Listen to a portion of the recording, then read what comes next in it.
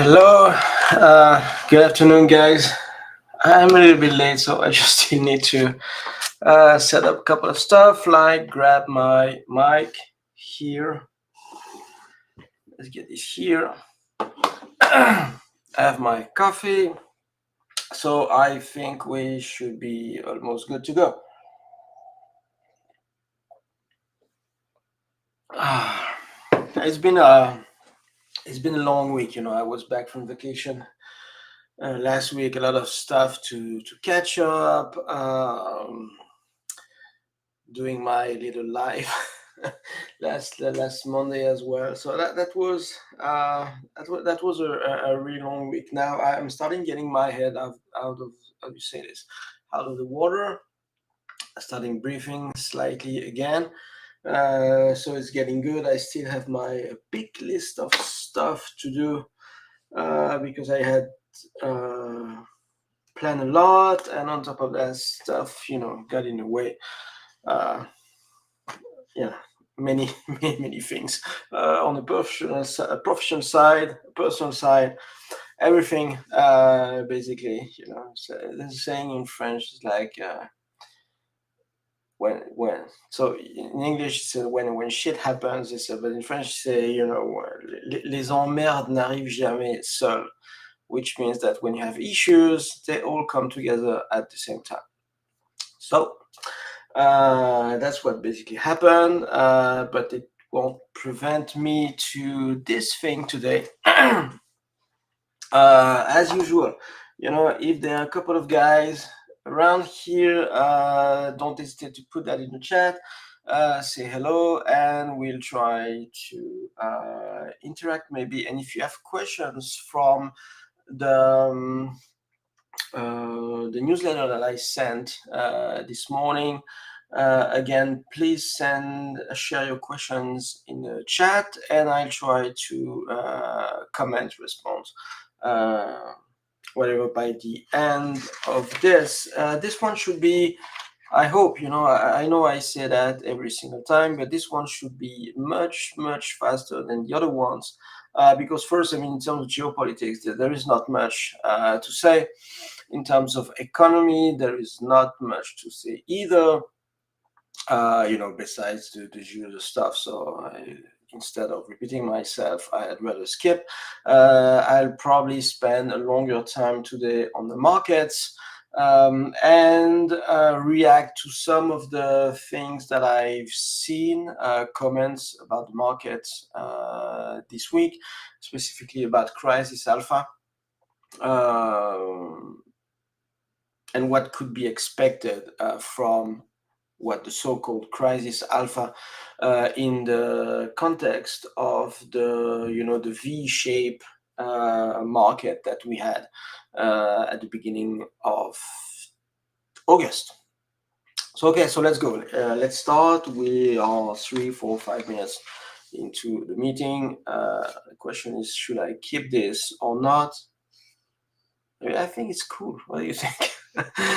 Okay, let's stop having fun. Coffee. And here we go. So let's put that on top. Yeah. That's just introduction. I'll speak about this later. But anyway, this is just to give you some context. This was the headline, the front page of the Wall Street Journal in 2022, when they were saying that gold had lost their status as heaven, and obviously gold rallied massively since then, and obviously, all of you know as well that gold has made new all-time highs last week. So let's go. So geopolitics, rapidly. The major geopolitical event was obviously the invasion of Russia by Ukraine, which is kind of. No, it's not disturbing. Is not the word that I'm looking for. It's unexpected. It doesn't really make sense, right? Because they failed to recover their territory on the east of Ukraine and decide to go inside the territory of Russia.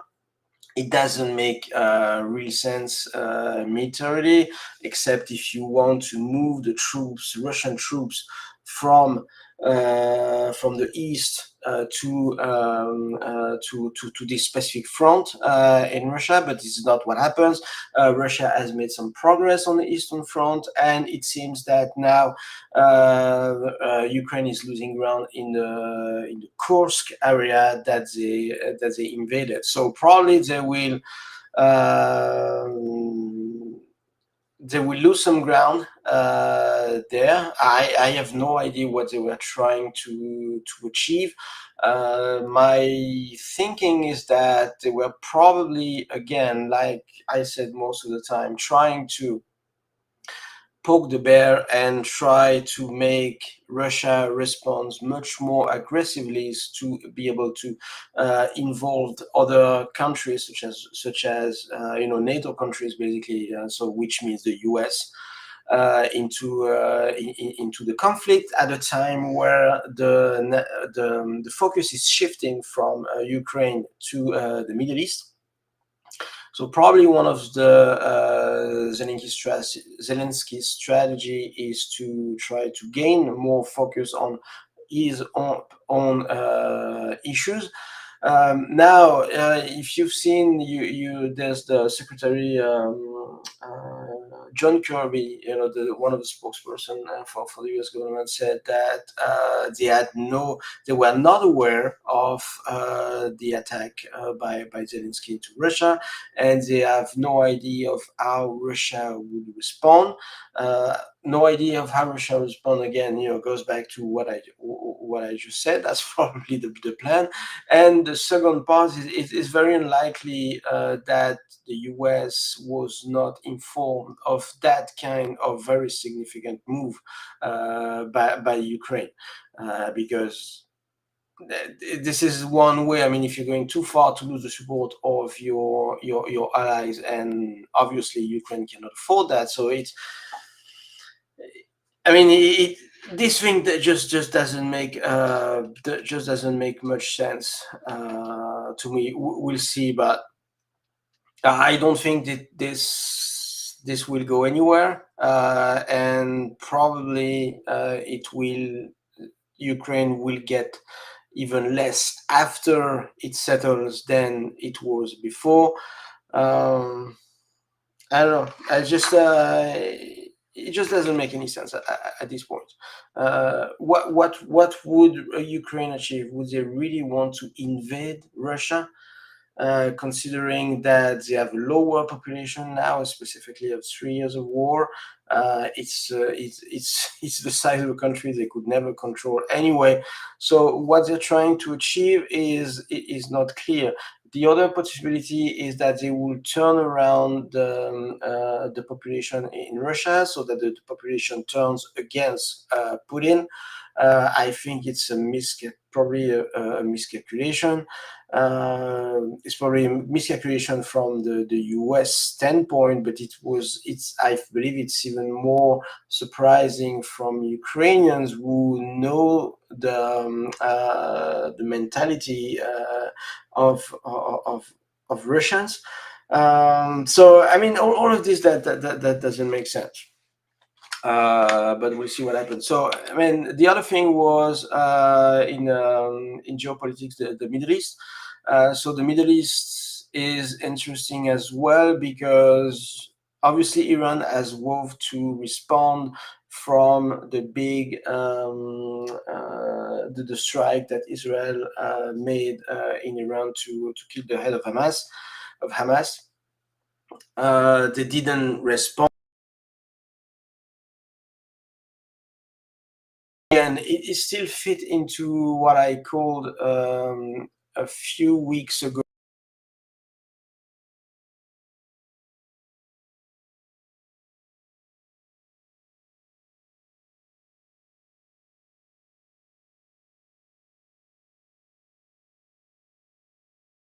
seems that the connection was lost. So what I was saying basically is that it's Iran not responding and basically saying beforehand exactly what they want to do, want to achieve, even without doing it. It still fits within the well choreographed dance between Israel and Iran, showing that probably they don't. Um, the idea might not be to go into a full conflict. Again, Iran has no interest of going into a full conflict, because again, that would be the end of the regime of the mullahs. The end of Iran as it is. They would basically be carpet bombed by the US at this point. So really, Iran launching a massive attack and potentially successful attack on Israel, this would be basically it's kind of a death wish, basically, at this point. So I don't think this will massively happen. We've seen the last few days that there were terror attacks led by the Hezbollah from South Lebanon. This is more the kind of attack that I would expect, a kind of low impact attacks, but significant in terms of communication. This is more the kind of thing that I would expect, something that would not escalate into a global conflict. And I think anyway that all parties are from not all parties, but at least the Eastern parties, meaning the axis Russia, Iran, and China at this point, if the US and its allies, the NATO basically is not going into war before the election, the East wants to wait for the election, because if my belief is that if the Democrat Party is winning, it's a kind of World War III that is assured. This which would be the continuation of the policy that is implemented over the last 4 years. Now, considering what has happened when Trump was president, there is a better chance Third World War would go away.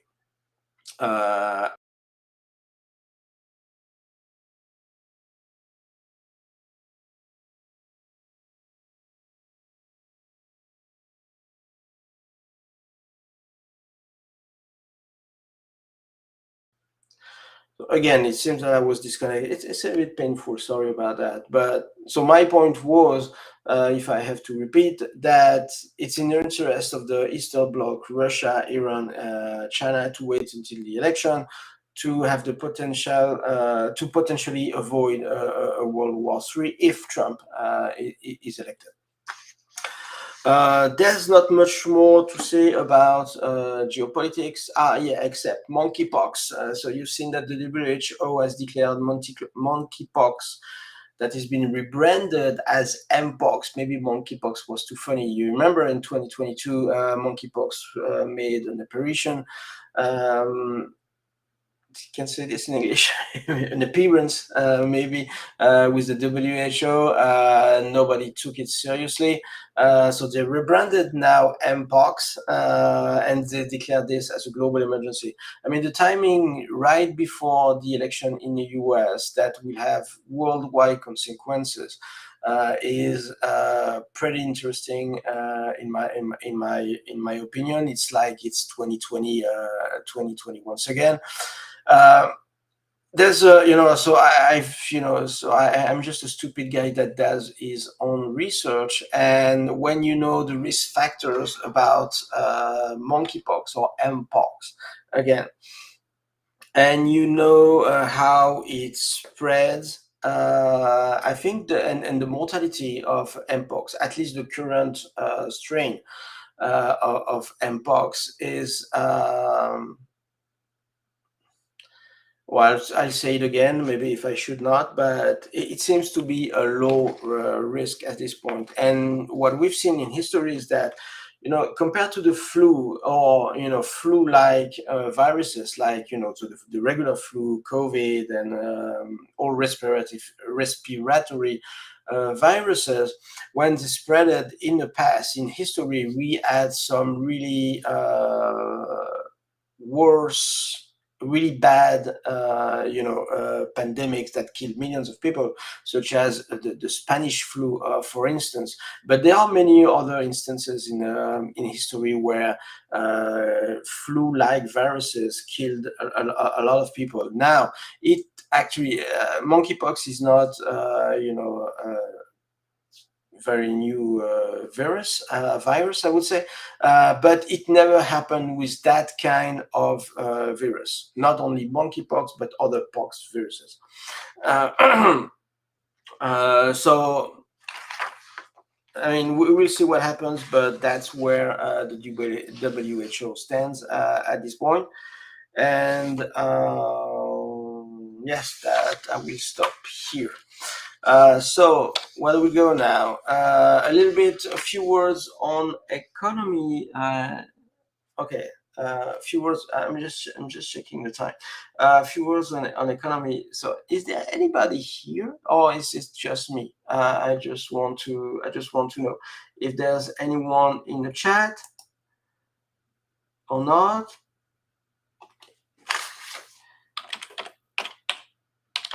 You know what? I'll try to do this to check if that works. Anybody here? I don't know. It seems to be going to YouTube, but maybe not LinkedIn. So most of you are on LinkedIn. I don't share anything on about the stream going to YouTube. So I wouldn't be surprised if no one is watching on YouTube. So if you're on LinkedIn and you're seeing this, that would be great if someone lets me know that I'm not the only one here. Or please send your questions if you have any. So economy, I will be again very quick, because just this chart basically illustrates that all eyes are on the Fed at this point. Here, what you see is the number of mentions of Federal Reserve on calls that happen, on the earning calls, and basically all CEOs and CFOs are looking at the Fed about what the Fed will be doing. And obviously, in the times where there are some tensions on markets, everyone is looking at the Fed. And this is basically the main driver today, as it has been over the last year. I would say since 2022, since the market started, going down in 2022. And I was okay, let's what is the Fed will be doing? Will they cut interest rates? When that after the inflation, focus on cutting interest rates. What the Fed will be doing? Blah blah blah blah blah blah. And that's basically what's driving the market at this point. Whatever you can say about the number, the statistics, the economy, it's always about how the Fed will respond. Now we also see that the data is totally messaged massively. When you see that the inflation number is nothing related to what people are actually experiencing, you see a lot. So we see the inflation. The CPI was July CPI was 2.9% last week. It's when you have inflation, grocery prices still going up at a pretty sorry, high pace. So the number are messaged, the jobs number are messaged as well. It's fake growth where the jobs number are going the news, it's growing, and then the revised number is not really advertised or publicized at this point. I think that we had 1 million jobs revised down this year only. That's the number I had in mind. I have not noted this anywhere. So basically we just cannot trust the numbers that we're given at this point. And so everyone is looking at, so to me it feels totally useless to look at the economic statistics that is coming from the government. And on top of that, everyone is looking at what the Fed will be doing. Other than that, it's kind of a waste of time at this point. So again, this coming week, so I just mentioned about the July CPI inflation that came at 2.9, which was below expectations, which everyone was happy to see, because this means potentially rate cuts. I mean, it's that kind of thing is interesting. I have a lot of trouble commenting this because I feel like living in that dimension, kind of a parallel universe at this point. But it is what it is, and let's talk about this. So next week we'll have this week. Speaking, we'll have the FOMC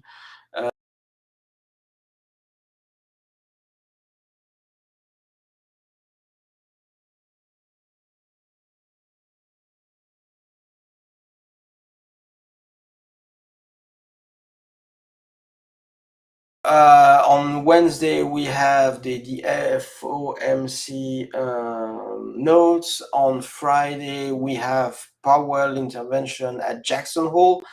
So again, everyone will try to figure out where the Fed is going with interest rates. What's interesting is that we've seen that interest rates, rate cut expectation were pretty high at the end of July. They have receded slightly. They are lower than they were, but people are still expecting interest rate cuts. Like I said a couple of weeks before, since 2009, basically the Fed never took the risk to not deliver on interest rate expectations, because that would tank the market very, very rapidly. So now let's move on to the markets. What time? We're already 22 minutes into this. So we'll try to maybe accelerate a little bit. Okay, so market, so yen and short position. So you've seen what happened the first 2 weeks of August. The yen correcting massively into the unwind of the carry trade, which sends the equity markets down, quite rapidly and violently, which forced the BOJ to calm the markets down. If you remember, so we had the unwind of the carry trade starting on Friday. So it was Monday the 5th, I believe. Went down, and then on 7th, on the Wednesday, the BOJ decided to stop the bleeding and say, okay, we'll stop there so far, and then this obviously pumped up the market, and everything reverted. And when everything reverted like this, as you can see, I mean, the yen short positions are back to where they were before this short and win. It's even more than it used to be 2-3 weeks ago, which means that the problem is still here, and the risk of a large carry trade unwind is still here. It's interesting because every time something happens, the central banks are intervening to calm the market, and the result is always to make the situation worse, because you have more people going back to where they were in terms of exposure, and even piling up into more exposure on the same trade. So the risk is there, and I believe that the risk is bigger. Now, what happens is that the BOJ has so last Monday, I believe, they reiterated that they will hold off any interest rate hikes, which means that the interest rate differential, which is a driver for the carry trade, will stay, I would say, stable for the foreseeable future.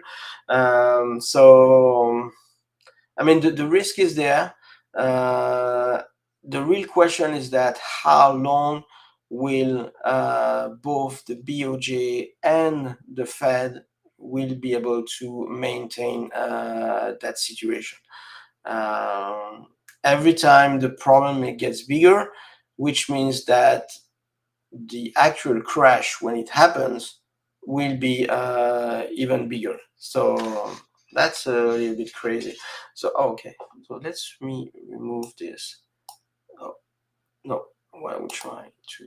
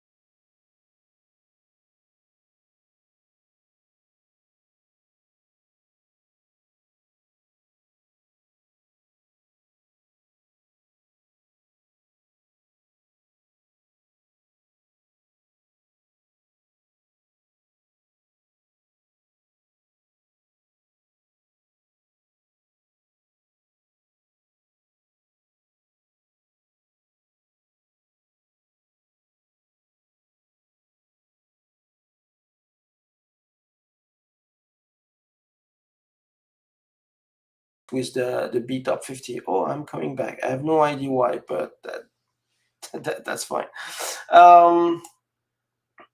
What else? No, not this. Well, that's that's for you to see the chart basically. So what you see here is that when the market's going down, CTAs are going down as well, and they don't recover as fast.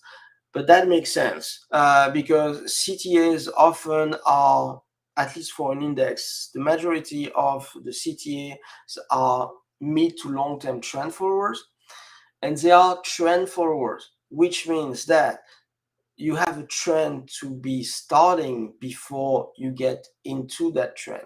So when you had that move upwards on equities, what happens at this point when market starts going down, the first reaction for trend following CTAs is to reduce exposure there, basically on two things: weakening signal and increased volatility, because most of them are targeting volatility. And then you have this move here, which further weaken the signal of the trend following, weakens the long signals, and also increase again the volatility, which means reducing the long position, long equity position. But selling some positive exposure doesn't mean that you are turning negative or short equities at this point. And that's what we see basically. No, that's not what I wanted to do. Anyway, so let's do this. So that's basically what you see here. So the reason why the CTAs have not recovered as much as equities, for instance. Obviously, again, don't tell me that I've said something that I didn't say. It's not, obviously, CEs are not only equity invested in US equities, but it just gives you an idea. So the recovery was not as sharp as the one on the S&P, for the simple reason that they have deleveraged. At this point, you have a volatility event, which increase the risk in your portfolio. The natural thing to do is to reduce the risk of your portfolio, which means that when the market recovers in a V shape like this, obviously you would not rebound as fast as the assets that you trade as much. And point is to think that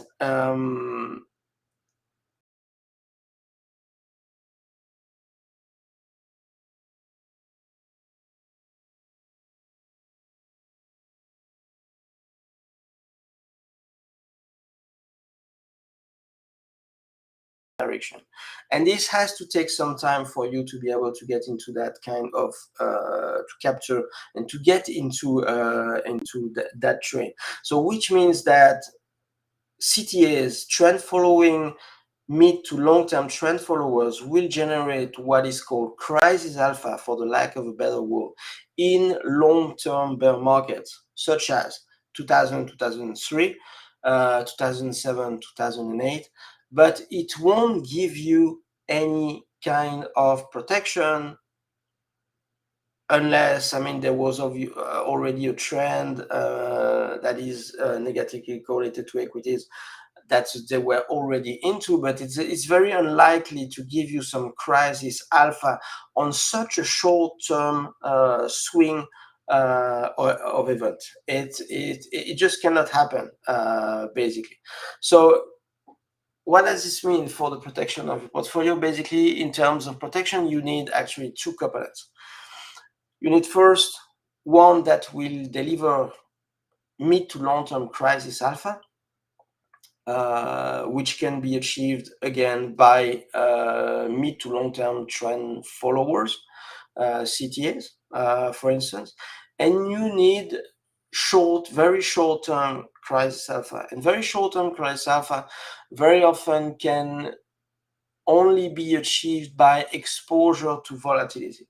And by exposure to volatility, you have a couple of options, which are directly, but you just cannot do it basic strategy.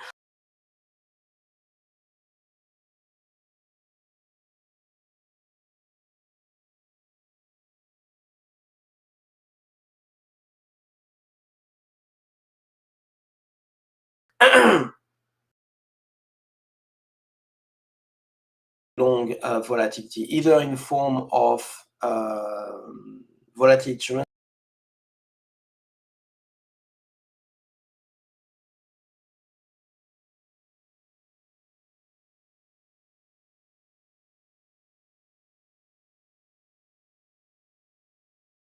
but anyway, so either volatility instruments, direct volatility instruments, or option strategies, and both of them, are quite complicated strategies that are difficult to implement. They cannot be passive; they have to be active strategies. So I would not advise anyone to do it by itself. The other things that I want to say about this is that even if in this very specific event that we experienced on the first 2 weeks of August, even if you have a strategy that captures upside volatility, this one was very, very challenging to capture. Why? Because the upside only lasts 2 days, and again, it's nothing like it happened in the past and reverted in less than 8 days. So basically, that's where we are now. That's the kind of thing that I wanted to react to. I think maybe in the coming weeks, instead of passively commenting the markets, maybe that would be a good idea to take a couple of comments that I've seen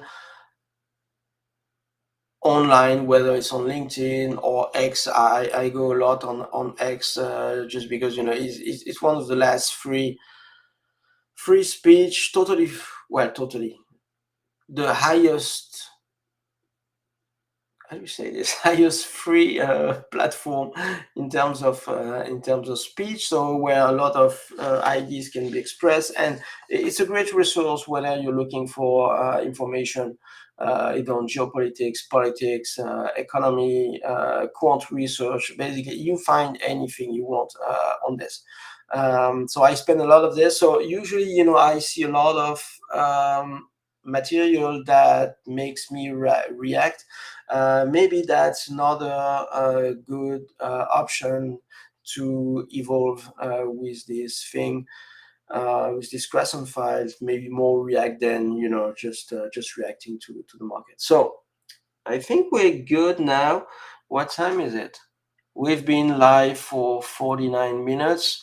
I know I repeat myself a lot. I have no comment. I'm just hope that I was actually live, that there were a couple of guys missing. So for every one of you that were here, let me know if the live at 5 p.m. on Monday works for you. If it doesn't, we can still go back to Saturday, but that one works quite well for me. So thank you for being here, and see you next week. End stream. So maybe I can go back with my